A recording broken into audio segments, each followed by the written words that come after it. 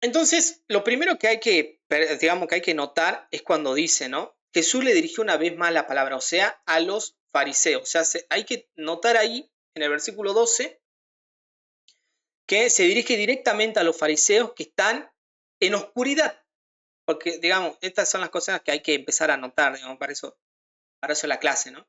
O sea, porque le dice, ¿no? ¿Por qué le hace notar? O sea, ¿cómo sabemos que le está haciendo notar que los fariseos están en la oscuridad? Porque le dice, yo soy la luz del mundo.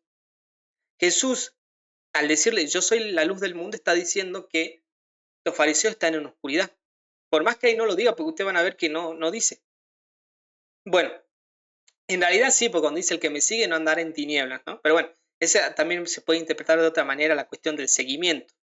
Pero digamos, nosotros entendemos que le está diciendo, por eso son las palabras duras muchas veces, y en el lenguaje bíblico, en el lenguaje juánico, digamos, esta era una cuestión que digamos, tal vez ustedes no lo habían entendido así, pero los fariseos, sin que le diga directamente que estaban en oscuridad, al decir Jesús, yo soy la luz del mundo, ellos captaban, por eso el sentido más, por eso le digo, la exégesis moderna va más bien al sentido original del texto, en ese sentido, porque ahí nosotros podemos entender que en la cultura de Jesús, al decir yo soy la luz del mundo, ya está diciendo directamente que el fariseo estaba en la oscuridad.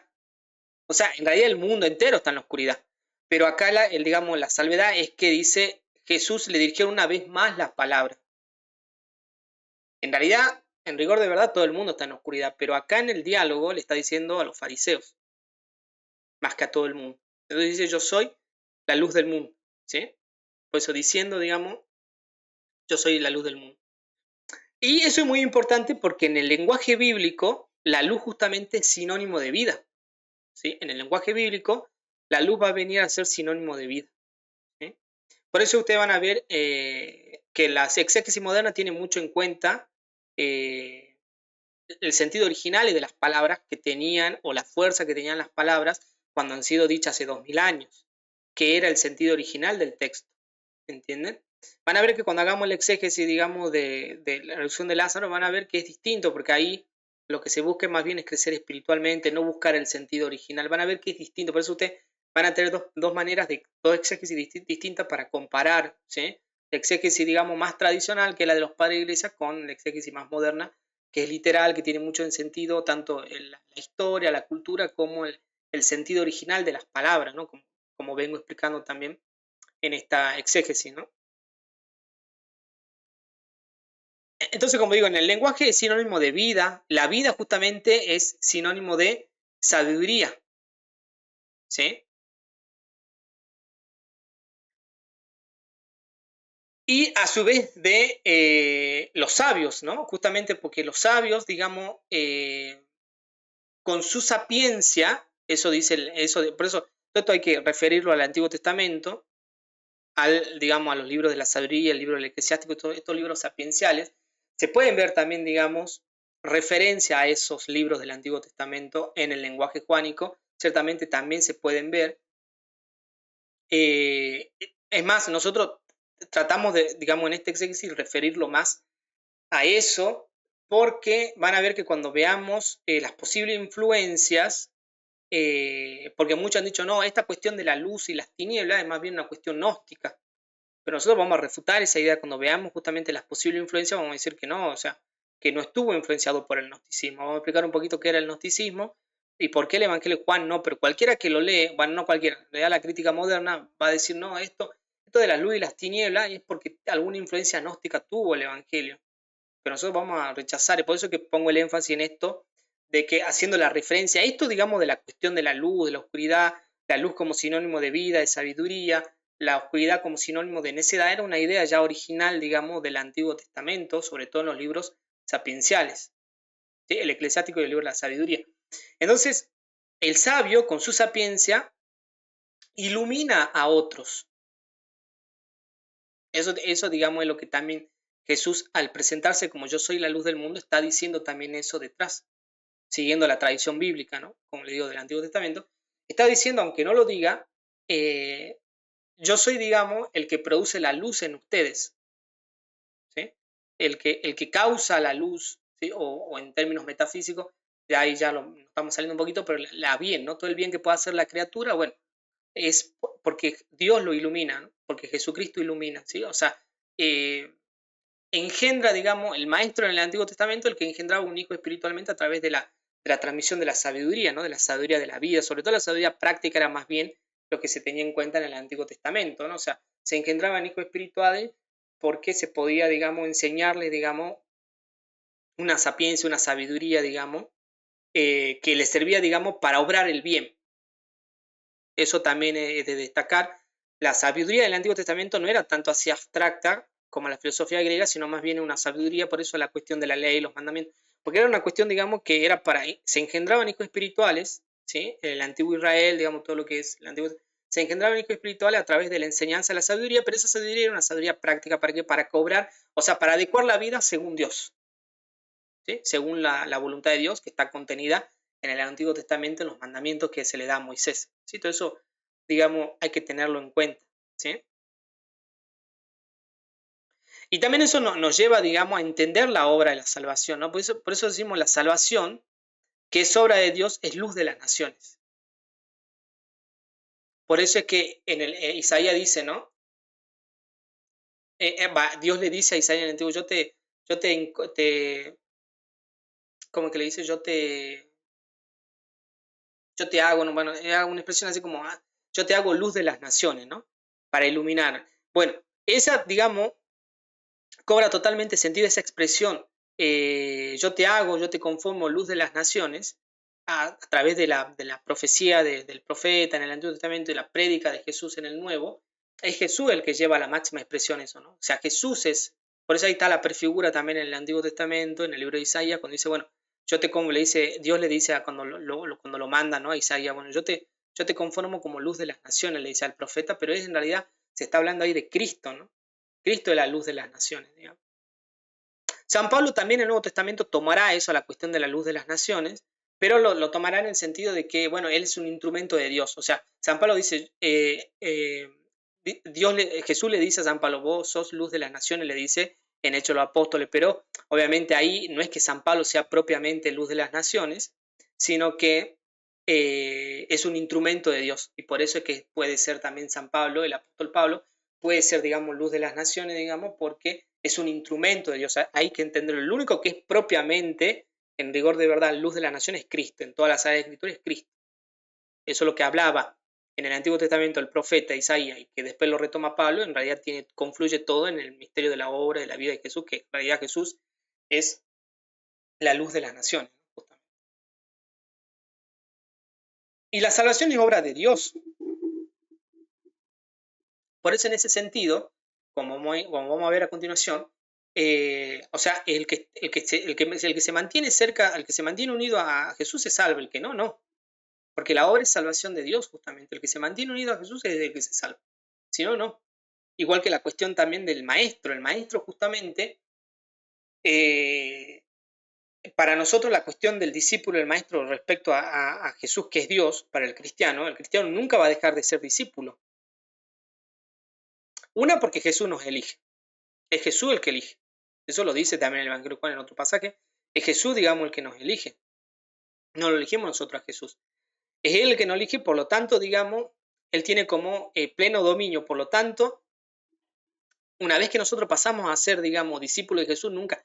Porque, digamos, normalmente, y más en esa época, en la época de Jesús, digamos, cuando se estudiaba con algún rabino, con algún fariseo, con algún maestro de la ley, bueno, después ese que estudiaba formaba su propia escuela, digamos, y bueno, pero nosotros nunca vamos a dejar de ser, digamos, esa es la diferencia entre Jesús, una de las más determinantes entre Jesús y los demás maestros de la ley o los fariseos en la época que vivió Jesús.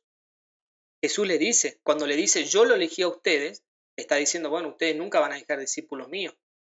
Bien, eso se pierde, porque uno lo escucha cuando se celebran los misterios de la fe, pero uno no entiende. Jesús no le dice ahí, ustedes nunca van a dejar de ser, cuando le dice, porque Jesús sí le dice literalmente, yo lo elegí a ustedes. Pero detrás de ese yo lo elegí a ustedes, está diciendo, ustedes nunca van a dejar de ser discípulos, porque ellos conocían lo que yo les acabo de decir, conocían el contexto cultural en el que el discípulo, una vez que aprendía todo del maestro de la ley, después iba y fundaba su escuela.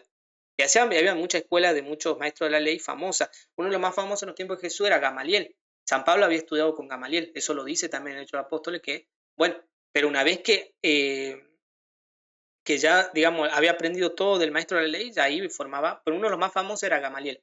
Era uno de los más famosos. Por eso es que Pablo dice, yo estudié a los pies de Gamaliel, ¿no? O sea, eso era como decir, no sé, estudié bajo, digamos, el mejor maestro de la ley en esos tiempos, ¿no? O sea, como decir, un gran erudito en esos tiempos, digamos, era el más conocido, ¿sí?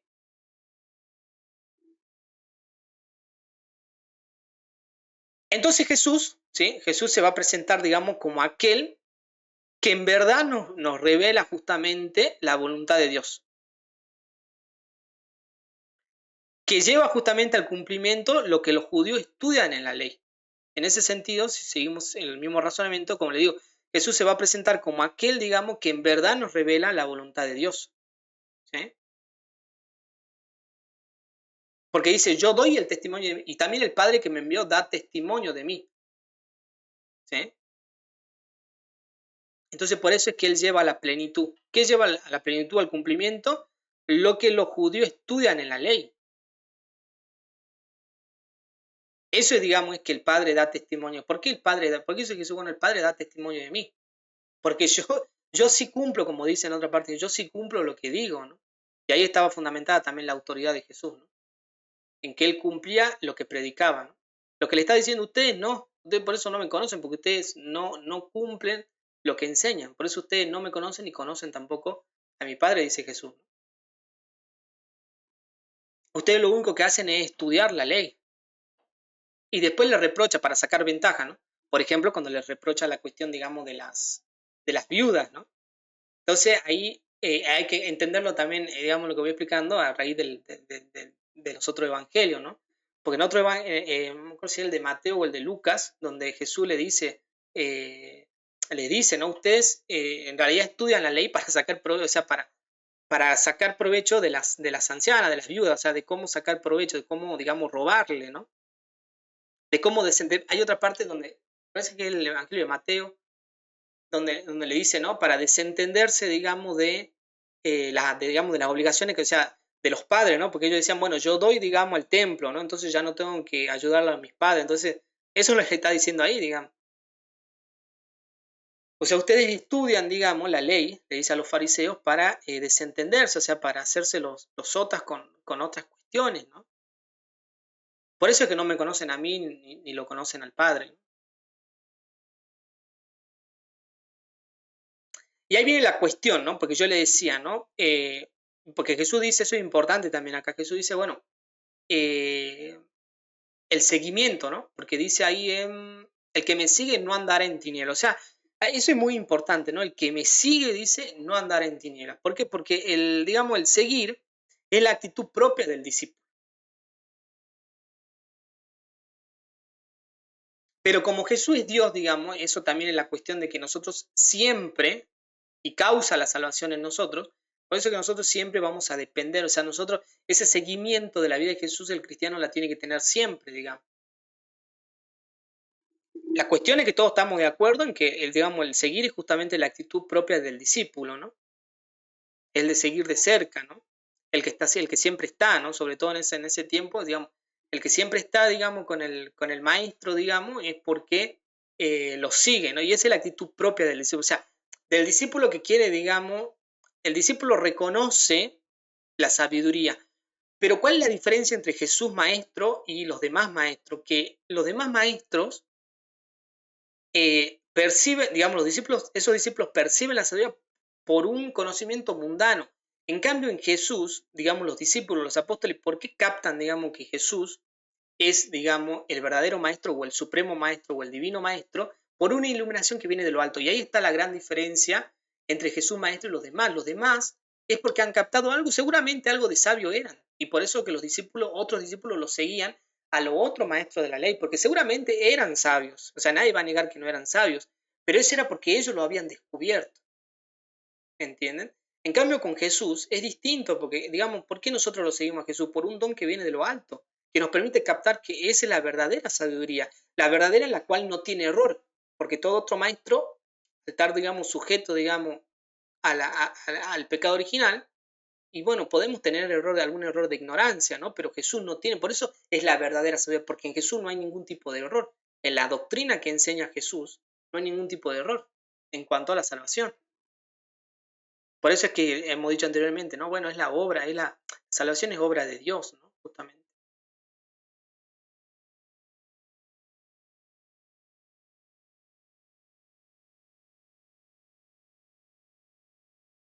Como le digo, Jesús es el supremo maestro, es decir, la sabiduría misma, ¿no? La sabiduría es personificada, ¿no? La que nos habla, como le digo, vayan y busquen ahí en el libro de la sabiduría a partir del capítulo 7, cuando habla, digamos, cuando hace el elogio, depende de la traducción, algunos traducen como el elogio a la sabiduría. Bueno, esta es ya Jesús, nuestra sabiduría, esa sabiduría que nos habla, está, todos esos atributos que nos dice ahí el libro de la sabiduría, esos atributos ya están, digamos, ahora personificados en la figura de Jesús, ¿no? Ahí en el capítulo 7 nombra varios atributos de la sabiduría. Por eso es que los seguidores de Jesús son los únicos que alcanzan la vida eterna, porque nada manchado puede estar delante de Dios. ¿Entienden? Entonces yo no puedo seguir, digamos, a un maestro, ¿no? Digamos, a cualquier maestro. El cristiano no sigue, el cristiano lo sigue a Jesús. Puede tener algún maestro, sí, pero ese maestro es, digamos, instrumento de Dios. Y así lo han entendido todos los santos, lo han entendido todos los doctores de la iglesia, lo han entendido todos los padres de la iglesia y todos los santos, ¿no? Que han enseñado la palabra de Dios, que son instrumentos, porque justamente en Jesús solamente está la salvación en ese sentido, hemos dicho. Los seguidores de Jesús son los únicos que pueden alcanzar la vida eterna. Por eso es que el verdadero maestro siempre habla, o sea, el verdadero maestro cristiano siempre va a hablar de Jesús, nunca va a hablar de él. Por eso es lo que decía también Juan el Bautista, es necesario que él crezca para que es necesario que yo disminuzca para que él crezca, ¿no?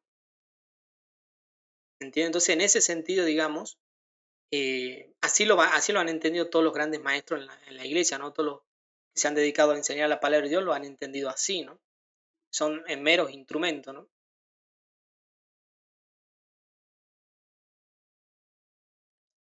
Entonces, como le decía, ahí los judíos o los fariseos van a contraatacar y ahí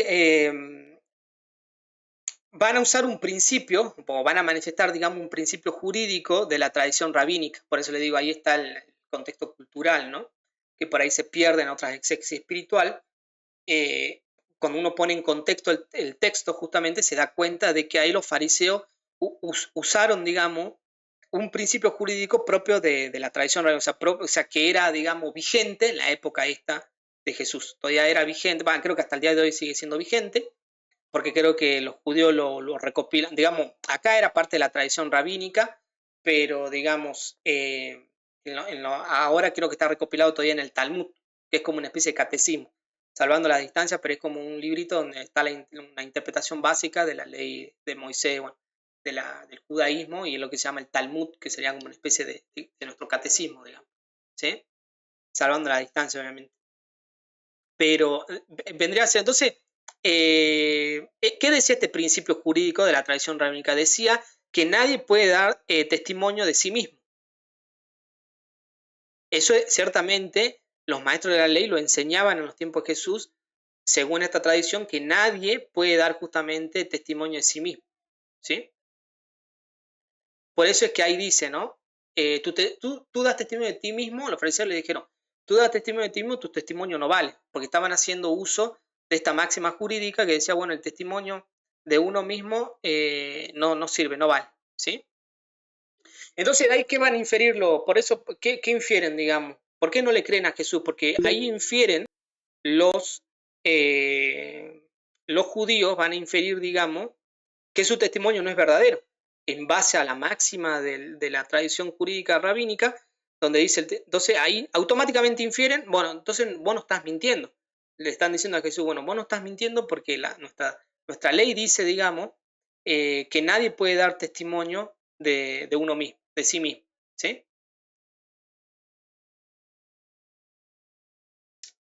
Pero ahí Jesús en realidad le dice otra cosa más profunda, digamos. ¿Por qué? Porque ahí Jesús alude que los judíos, ¿sí? No pueden, pero ¿por qué no pueden, digamos? Ahí esto es importante, este es, digamos, la novedad, digamos, del Evangelio de Juan, ¿sí?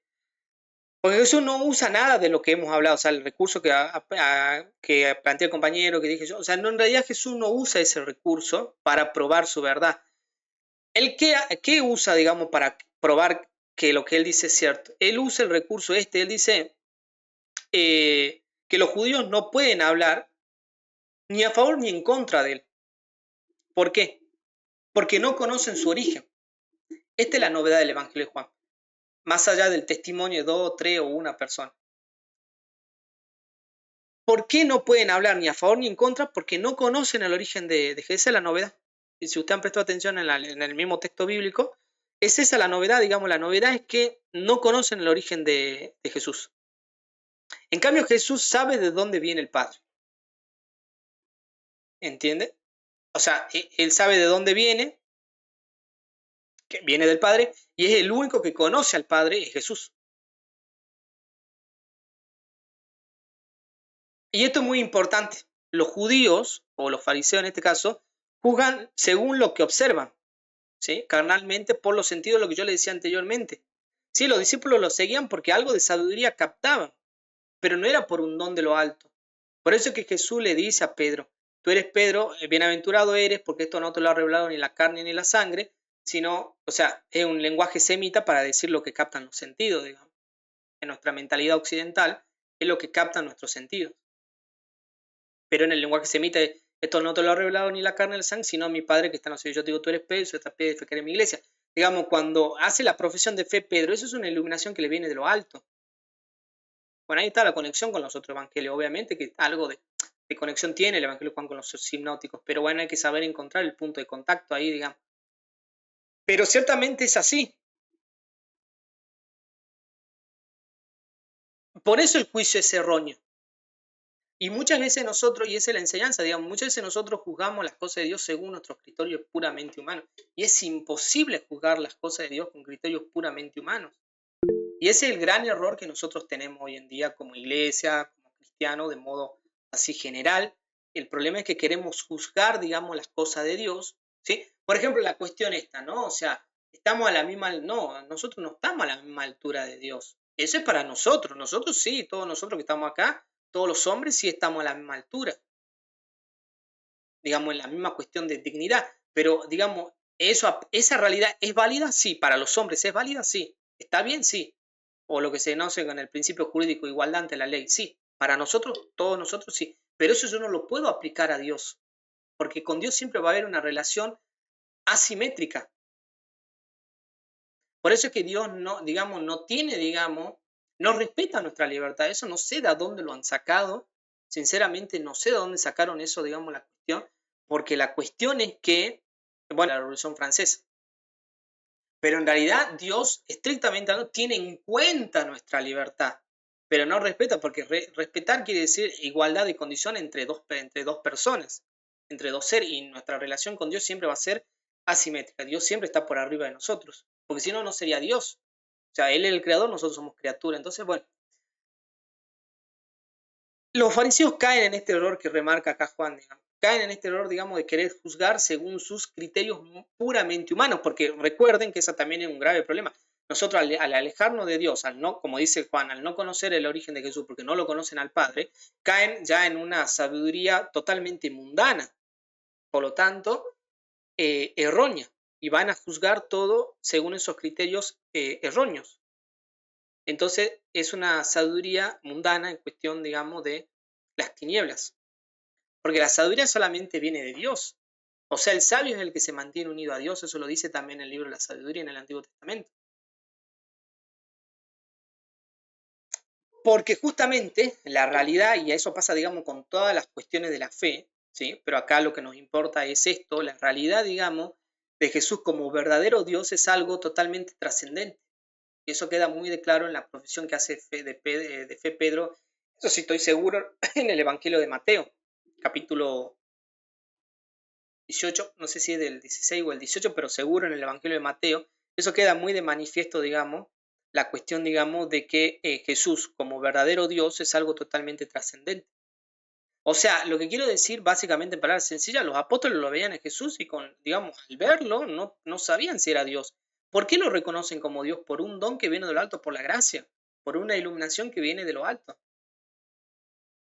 Por eso es que lo reconocieron como Mesías, por eso es que lo reconocieron como verdadero Dios. Pero a simple vista, si lo veían a Jesús, no. O sea, no. ¿Por qué? Porque es una realidad que nos trasciende, o sea, lo sobrenatural, lo divino es algo que nos va a trascender a todo humano lo va a trascender porque está muy por arriba, lo sobrenatural, de nuestra cuestión humana. Entonces, ¿cómo los discípulos reconocen que Jesús, cómo los apóstoles reconocen que Jesús es verdaderamente Dios? Tampoco por los milagros. O sea, digamos, la verdadera fe, ¿no? O sea, ustedes me dicen, pues se puede tener fe con, digamos, la gente que vio los milagros de Jesús, sí, pero digamos, la verdadera fe, esa fe inmutable, esa fe que no cambia, esa fe que lo reconoce, la fe de los místicos, o sea, los de los santos, la verdadera fe, la que permanece, digamos, la que nos conduce al cielo, es únicamente por un don que viene de Dios. Y ahí se lo reconoce a Jesús como verdadero Hijo de Dios, o sea, como verdadero hombre y verdadero Dios. Eso es muy importante, digamos. Y finalmente, ¿sí?, los fariseos van a caer en su propia trampa y dejan justamente al descubierto, digamos, sus malas intenciones. Cuando preguntan justamente dónde está tu padre, ahí le dan la razón a Jesús, porque le dicen dónde está tu padre. Porque si ellos obrarían, eso es lo que Jesús le está diciendo también, si ellos obrarían en santidad, no estarían preguntando dónde está tu padre, porque si ellos obrarían en santidad, eso es lo que le está diciendo Jesús. Si ustedes obrarían realmente el bien, me hubieran reconocido, porque yo y el Padre somos uno solo. O en términos metafísicos, el bien, la belleza y la verdad se identifican con Dios. Entonces, si ustedes obrarían de verdad, si ustedes obrarían de verdad la santidad, me hubieran reconocido mi origen, hubieran reconocido que yo era verdadero Dios y verdadero hombre, tal como lo hicieron los apóstoles. Entonces, al preguntar, entonces no lo conocen, entonces no obran en santidad, porque es imposible, y eso ya lo dice el Antiguo Testamento, imposible, digamos, obrar en santidad y no conocer a Yahvé, no conocer a Dios, eso ya lo decían los profetas, por eso los profetas morían todos apedrados, digamos, porque le decían con otro lenguaje con más detalle, pero le decían eso, es imposible alabar a Yahvé y no obrar en santidad. Entonces, ¿cómo pueden decir que no? Entonces, caen en su propia trampa. Cuando ellos preguntan dónde está tu padre, primero que le están dando la razón a Jesús, digamos, a lo que Jesús le enseña. Y segundo, digamos, que caen en su propia trampa, porque queda al descubierto, digamos, su necedad, en realidad su mala intención. Entonces, no conocen. Eso es lo que le dice Jesús. Ustedes no conocen a Dios. Porque justamente el que lo ve a Jesús lo ve al Padre, digamos, lo conoce y lo ama. ¿Sí? Recuerden que, digamos, en el lenguaje bíblico, ver, conocer y amar es lo mismo. En el lenguaje bíblico, ¿no? Ver, conocer y amar es lo mismo, sobre todo las realidades que se refieren a Dios. Por eso es imposible, digamos, si recibimos el don de lo alto, contemplar a Jesús y no amarlo. Porque digamos, el que contempla, el que ve, el que conoce, ama, digamos. Pues si hemos recibido el don, la gracia iluminadora, lo que muchos dicen la gracia iluminadora de Dios, es imposible contemplar la obra de Jesús y no amarlo.